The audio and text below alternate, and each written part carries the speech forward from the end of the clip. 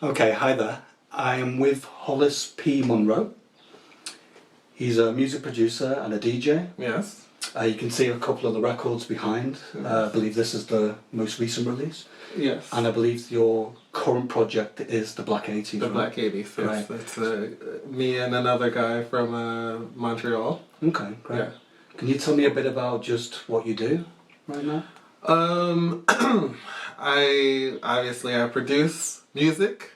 I DJ a little bit. DJing is more like my what I consider the day job because producing is what I love to do more, and writing. I also have a little YouTube channel as well, not related to music. Okay, great. And I also like to eat and sleep. Yeah, me too. a lot. I love Great. it. Yeah. Okay. So, in terms of creativity, Hollis, where do you think it comes from? What is it? I know that's a bit of a deep one. I think creativity is like is an expression of your imagination. Yeah, and I guess a compulsion to outwardly express something. You know, Yeah, basically. Yeah. Okay, great. And in your day-to-day work as an artist, you know, making music and DJing, etc., Right. is there anything you do to get your mojo, you know, to get in the mood, to get creative? Well, I use my.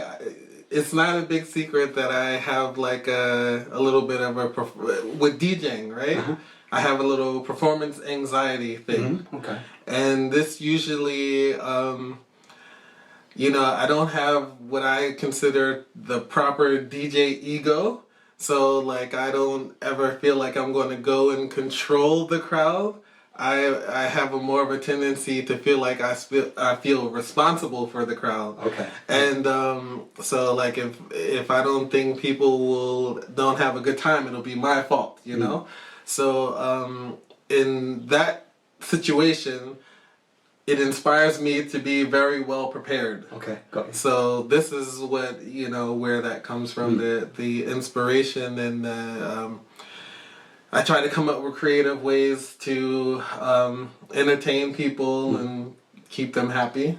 Okay. Yeah. Yeah, I remember we met at that live panel in Berlin. Right. And we talked about it, and well done, because it's, you know, it's not so common, and I know it's a bit taboo nowadays in the music industry to talk about anxiety around performance and stuff like that. Right.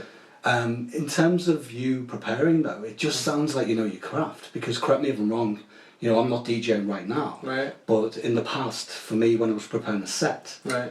just to know, you know, where you're going to play, the kind of vibe of the place, of the club you're going to... Isn't that just doing due diligence? Isn't that being a good DJ? Yes, but what I've come to understand, I guess when you get to a certain point, because when I would normally play a gig in the past, or in the middle past, because at the beginning I knew nothing, but once I had a few experiences, I was going into situations.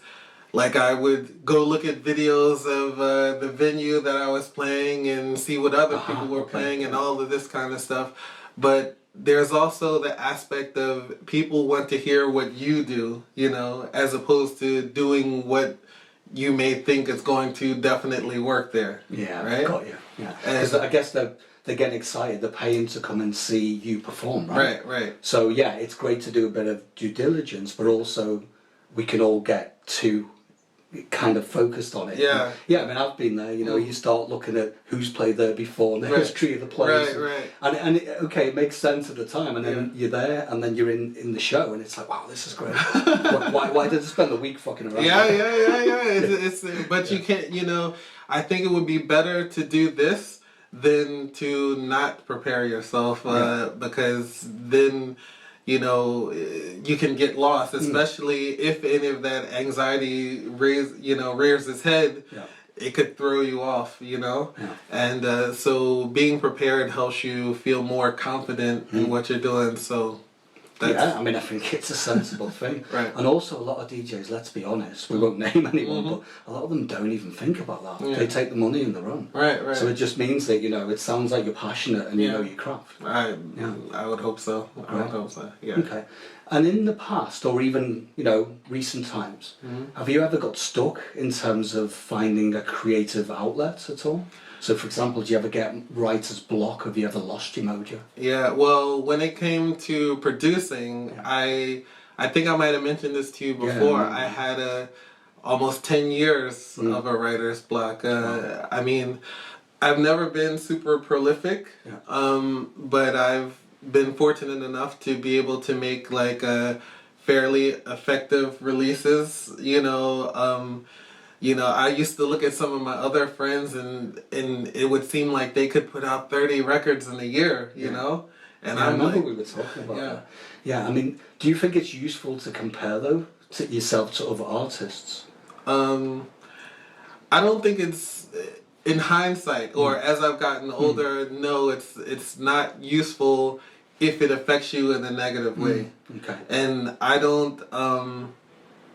I tend to get inspired. I never compare myself in a way that I feel like I'm not as good as them because I can't. Not to say that I haven't felt like this, and maybe this is where the writer's block came from. Me too, man. But I only to aspire. Like I say, okay, I see what they're doing, and if they're successful at doing it, because obviously you could put 30 shitty records out as well. Yeah. But I would say like it's more inspiring in the sense of, okay, I want to be more productive, you know. So yeah, I mean, I guess what you're saying is, correct me if I'm wrong, that if you compare yourself with nothing on it, so there's no, I don't feel as good as them, and you're not really measuring. You're just looking at how are they so prolific. Yeah. You're just interested in how they operate, right? Right. That's really useful. Yeah. And I guess that's, again, knowing your craft and research and stuff like that. The only thing for me where it got really tricky was exactly the opposite, when I was like, oh my God, I'll never reach that pinnacle, or why is my sound not like that? But as you know, we were talking about this, right? Yeah. Music's so subjective, Yeah. and anything is. Yeah. So, what I might say is fantastic, you might think, nah, not my cup of tea. Right. So, yeah. Yeah, and I mean, I know that even like my most popular record, I really think it sounds like shit, like sonically. Okay. I think it's a horribly mixed record. But no one seems to care but me, Yeah. And what do you make of that? And I mean, yeah, it's just subjective, you can aspire to, the beauty of that record was it took me 3 hours to do, and it was done, and I didn't touch it after that, you know what I mean? Yeah. And it turned out to be something that people really connected with. And maybe if I would have agonized over the kick drum, because there's a guy back in Philadelphia, this guy Nigel Richards, who was talking. He didn't say it to me, but I heard someone else talking about his production technique. Was he didn't allow tracks to go stale, and so by working on them too much. So if he couldn't complete the thought in a certain amount of time, it was gone. Yeah, finished. yeah. Yeah, I mean, I guess we all have our ways of doing it, right? Right. But I can connect with that. But also, I used to have too much on stuff, listen to it, and then go, oh, I can't finish it because of so. And then there's other tracks where I would overproduce it, like we were talking about, right? Yeah. And it's kind of getting that sweet spot where stop tinkering with it. Right. It's good to go and give it to someone else in your inner circle to go, yeah, I kind of resonate with that, it sounds cool, and then let go of it. Yeah. But that takes a lot of, I guess, experience, right? Yeah, and just being able to let go, which this is why I appreciate working with labels that do A&R, because I think this is probably a common problem for people of not knowing when things are finished. And sometimes you need an outside person to tell you, no, it sounds good. Because I did go through this with the song I was mentioning. I was like, I knew it was done, but I still second guessed myself, and everyone that listened to it was like, no, sleeve it. It's good. It's actually not a lot, but it's everything it needs to be, you know? Got you. So do you think some of the parts of the creative process are best left to someone else? Because again, it kind of frees you to do what you're good at. Yeah. So to do the artistry bit. So for example, for me, I've been trained as a mastering engineer, and I can do mix downs and that, but I tend not to touch it because realistically I don't have the right acoustic space in my home. But not just that, I find it's a different vibe, right? Right. I'm not a mastering guy, and I think if I give it to the guy I trust now, he's gonna know what to do with it, and instantly he's like, just cut there, because he's not got an emotional attachment to it. Yeah. And I think that's quite useful. Whereas before I was trying to do the lot, and as you say, I just didn't know when to leave the thing that fuck alone, you know. Yeah, and I mean the you know, I've been aware of some of my other producer friends who, you know, would fall into this trap of you learn something new and then you keep applying it to the same song, you know? And so then the song never gets done because you're like, oh, but if I had this synth on there doing this, and so then you just put it on that same song. And I've taken the opposite approach and just look at it as a whole body of work and say, this is where I was at this point, and then I learn something new, and then I apply it to the new project that I work on. And so as long as you don't let those things inhibit you from finishing things, that's like the whole point. Like you know, you can have a million ideas, but at a certain point you have to let it go and let the universe and whoever hears it take it for what it is, you know what I mean? Because you can work on something for forever now. Yeah. Like I've done with a certain few tracks. Yeah. And I don't know about you, but I get bored with it as well. Yeah. And sometimes you just have to let go. You know, so you know, this whole adage, you can't polish a turd, right? And it might not even be that bad, but you're just not getting any vibe from it, right? Yeah. So maybe it's good just to park it. Yeah. And then, you know, I know there's lots of people have very strong views on this, but you might come back to it in 2 years. So yeah, absolutely. How many gems have you found in the back of the hard drive? Like, whoa. Yeah, absolutely. Yeah, I've had quite a few records that like people may not know it, but they're like years old from a project that I started, and then 5 years later I'm just looking around and I'm like, whoa, you know, like what happened here? Like, and it's almost finished, like from this perspective, but clearly at the time I thought it wasn't anything, you know what I mean? Or wasn't, not anything, but it wasn't finished at the time, but now I'll go back and listen to it and say, oh yeah, it's so close, so all I need to do is this one little thing. It's funny though, isn't it? You see what you see at the time. Yeah. And depending on your own psychology, doesn't matter what anyone would tell you, you're not going to see it until you're ready, right? Yeah, and then a week, 2 weeks, a year, 3 years, whatever. And then you're like, wow, that's actually okay. Yeah. And then I guess you've got fresh thoughts around it then. And on another note as well, what do you think about abundance? So remember we were talking about equipment and all that, and we both agree that it doesn't really matter, hardware, software, blah blah, but I'm a firm believer in less is more. And I know that I've swamped my studio with, we were saying before, oh, I'll use this synth now and whatever, try this technique, and then it just gets, the track gets cluttered and it just doesn't work, right? What do you say about limiting yourself with a few bits of choice kits? Do you think that's a good idea?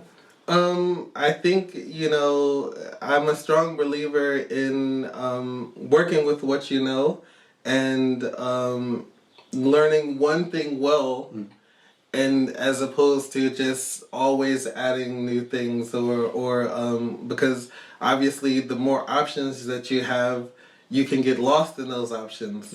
And so, and I've had enough experience at this point to know that no one, like, even if you do something that's completely a mistake, someone's going to listen to it and think you did it on purpose. You're like, how did they do that, you know? And then it's like, oh, I brushed the knob with my sleeve by mistake, and that's what happened, you know? So...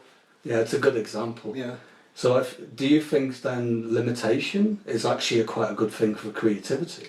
Because I guess if you know your craft and you that choice with a kit, I mean, look at the old great, when I say old ones, so early 90s, right? They had those machines and they were made for what? Gospel music and church and that, 303, the drum machines, whatever. Yeah. Now, people just turn them inside out and then they become the rave scene, dance music, acid house, blah, blah. Yeah. I mean, I think that, a lot of the best music that I made when I was a kid and I didn't have anything. I heard, one drum machine, one keyboard, like not a synth, but a keyboard, like a Casio, you know what I mean? And there's so much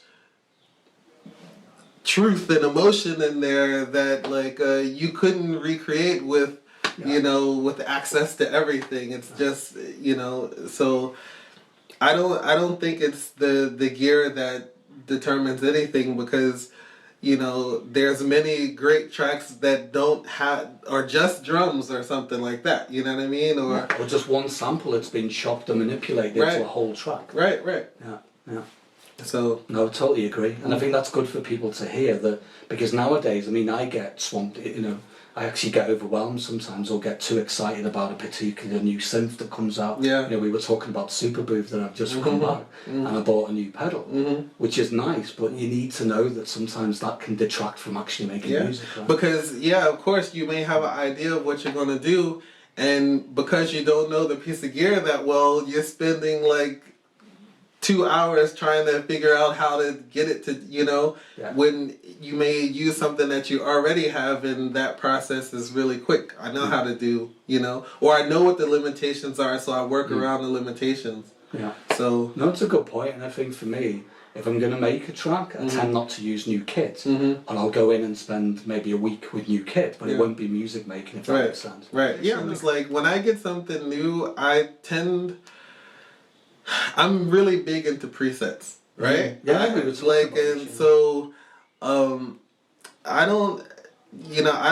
I'm not crazy about like making sounds from scratch and everything. I'm getting a little into it, but like the sounds are still basic, and I may be making something that already exists in there. If I press the turn to 4 and the sound is right there, But you've hit a really good point there, and I hear this very often, because people go, oh, you're using a preset, or this whole thing about stigma about using sample packs and all that. But if it works, and it slots into the track, why not? Right. Yeah. Because, I mean, at the end of the day, you're not making music, or at least I'll speak for me, I'm not making music for other producers. You know what I mean? I'm making music for chin strokers, basically, or scientists. I'm making music for the person that's like, I'm trying to touch people and reach them on an emotional level.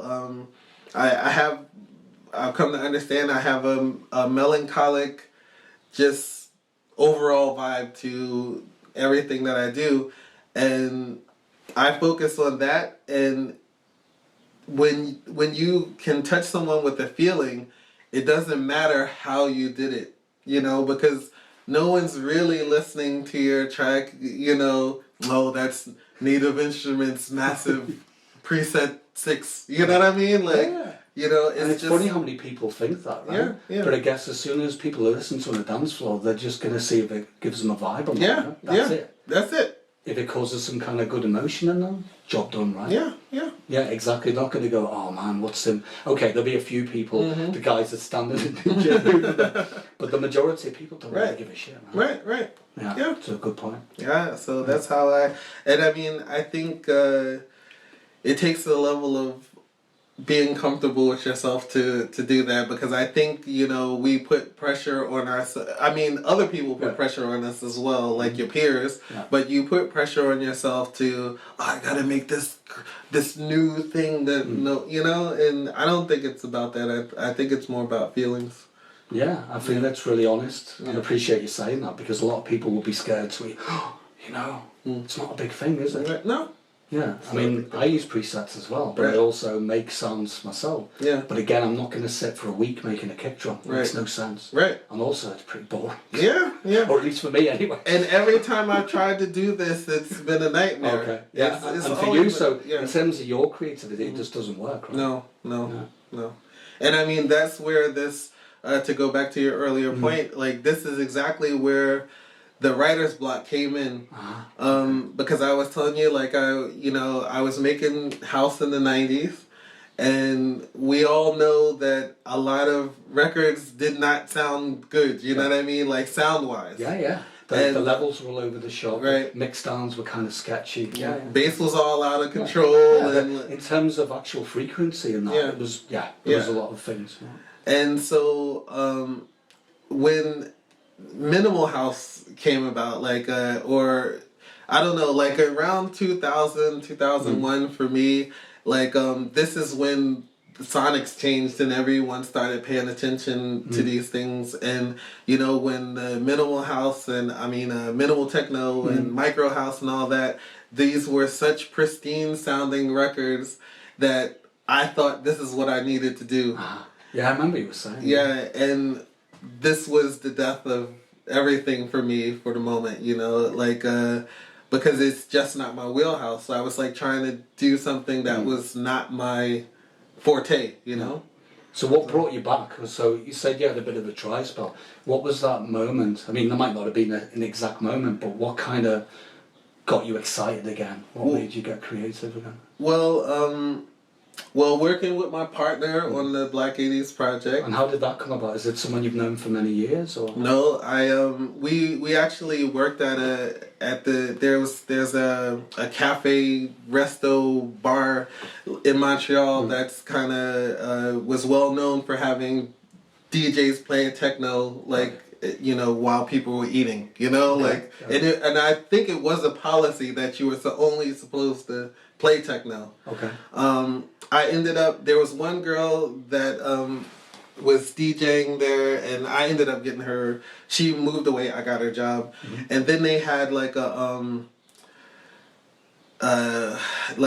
anniversary party or something just for the staff, and everybody was like DJing and performing. And his name is Overnight. He had another project with another guy that was working there. They performed. This was the first day I met him. I was like, this guy is crazy. Like he can sing so well. Yeah.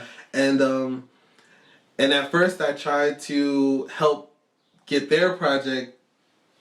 Yeah, I remember. You know, and I was like passing their music around, but unfortunately no one was really biting on it or hearing what I heard. Yeah. But I also told him, I was like, you know, but I'd love to work with you on another project, and so that's how we started.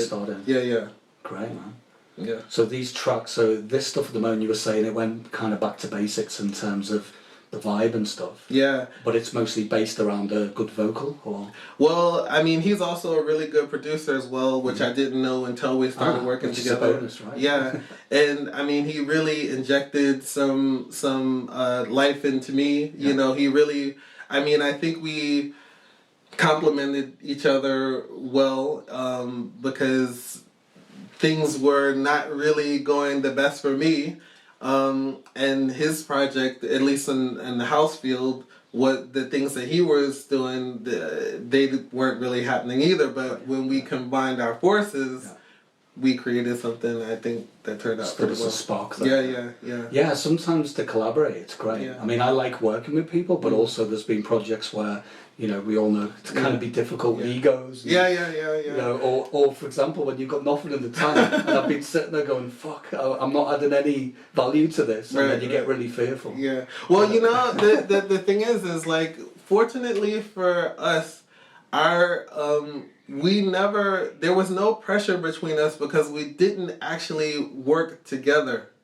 Like we were never really, I mean, I could probably count on one hand how many times we were actually in the studio together. Like we used to send files back and forth. Yeah, you were saying it worked really well that way. So you come up with a concept. So talk me through the basic workflow. Would you come up with some kind of basic vibe first? Or would it be just one of you and then you would build a track around that? Yeah, I mean, basically, he'd come up with an idea or I'd come up with an idea, he'd add something to it or I'd add something to his, or, you know, there was also some cases where he would come up with something and I'd be like, oh man, this is done. You know, like I don't need to do anything, you know? Just like, wow, yeah, perfect. And I think it's, when you talk about like ego, of course, I could have been the kind of person to say, I'm going to change the hi-hat and then say, now we've collaborated. You know what I mean? Like, so, but like, if it was good, it was good, and that's all it needed to be. You know what I mean? And so, and I think he was doing the same for me as well. So, but I mean, always he was adding vocals as well. So that sounds like a healthy collaboration because so correct me if I'm wrong, what I'm hearing there is that you're just, whatever comes out, if it sounds good and you're both in agreement, it doesn't really matter who did what to it. Right. Because you're a, you know. Yeah, I mean, this is my perspective. I don't speak for him, but like, this is my perspective. No, but that sounds really refreshing because as you say, a lot of people are like, yeah, it's really good, and then secretly they go, fuck, that track is so good, but there's nothing of mine in there. Right, yeah. No, I don't see it like this. I mean, I'm actually very much a team player. Yeah. And I feel more, somehow when I was younger, I really didn't like working with other people, and that was good for a time being, but like, I really like working with other people. Like, and like I said, I can always be inspired by other people. Yeah. And so... Yeah, I would agree with that, because for me as well, sometimes, I'm not saying I don't like working on my own from time to time, but again, sometimes when you need a bit of a fresh perspective, just to get a spark off someone and say, look, don't know where to go with this, but I like it, but it needs something else, it's missing that secret sauce, something's not there, you know, and then they're like, boom, and it's over. And actually, you just reminded me, because the very first, the first or second thing that we worked on, I had a song that was like pretty much done, except for actually I just wanted him to I even sung it all, like and like or laid down the rough vocal, and I was like, okay, can you just sing this? And I was like, but I'm not so sure about the chorus.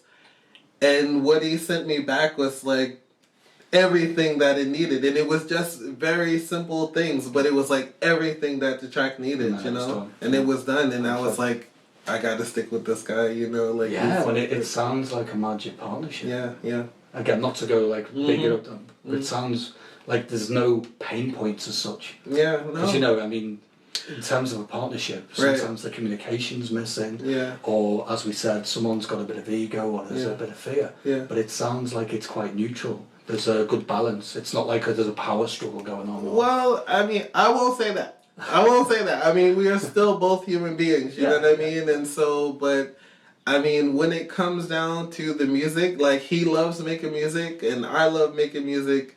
And at the end of the day, we always connect on this. Like, we're not, I might even go as far as to say, I don't think we're actually friends, but we connect on that level. But your common currency is that you love making music, and I think that is the best foundation ever to work together. You know, because it sounds like professionally it works. Why question it, right? Yeah, right. Okay, Hollis, so just tell me, what would you say to people starting out? Do you have any tips, or just from your experience, what have you learned really that would be really useful to say, you know, not so much just kids, but anyone starting out wanting to be a DJ, producer, get into this kind of, you know, hustle, you know? I would say value your own opinion. Okay. And take it into account, listening to other people's opinions as well, but, you know, make sure you don't devalue your own opinion in the face of someone else. Like, give yourself a chance and don't be afraid to fail. Okay. Like that's the main thing. Just don't be afraid to fail. Yeah, I love that one. because failure for me, it's the sweet spot, right? Yes, this is how you grow. Yeah, and I don't know about you, that's my biggest learning has been through fucking stuff up. Yeah. Even though at the time I'm like, what did I do? I'm so stupid. But later, how many doors has that opened? Yeah. You know, me as a musician, I remember losing a label deal that I thought my life was over, and then I ended up moving to another country. Right. In a good way. Yeah.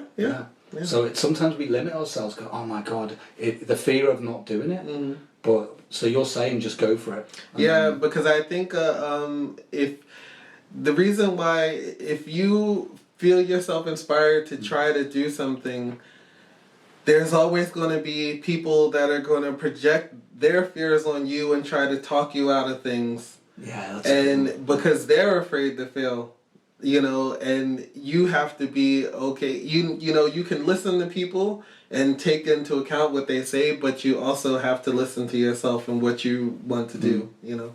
That's a really good, valuable advice, actually, because a lot of people, it's their own experience, right? So for them, in their personal life, that might be quite fearful. Right. But that's not right for you, right? You've got to kind of listen to your own wisdom. Yes. Yes. Okay. Well, you know, currently, it's tough, right? You know, especially in the digital landscape, there's overabundance of music. It's like, where'd you start? Well, I mean, it's tough, but it's easy. Yeah. It's just, I mean, it's tough in one regard and it's easy in another. Yeah. Because obviously we're in the same age range, and it's like the things you can do with just a laptop, just a phone, actually. Yeah, just a mobile phone. Yeah. With iOS. You can do so much more than we could do, you know, back in the 90s or 80s, you know. You could technically make a whole track Right. with just a mobile phone. On the train, on your way home. You know what I mean? You can do that. And it can turn out very, very well, you know. So if people want to get in touch with you or listen more to your music, what would be the best way of doing that? Usually on all social media, you can either find me through my name, Hollis P Monroe. It's usually whatever, SoundCloud, Hollis P Monroe. Yeah. And the other project, the Black 80s, pretty much on Twitter, SoundCloud, Instagram. There's 2 accounts for each project. Facebook, Hollis P Monroe, Got you. or the Black 80s. Wonderful. All right. Well, thanks for the discussion. It's been wonderful. Thank you for having me. All right. Thanks, guys, for watching. All right. See you. Ciao.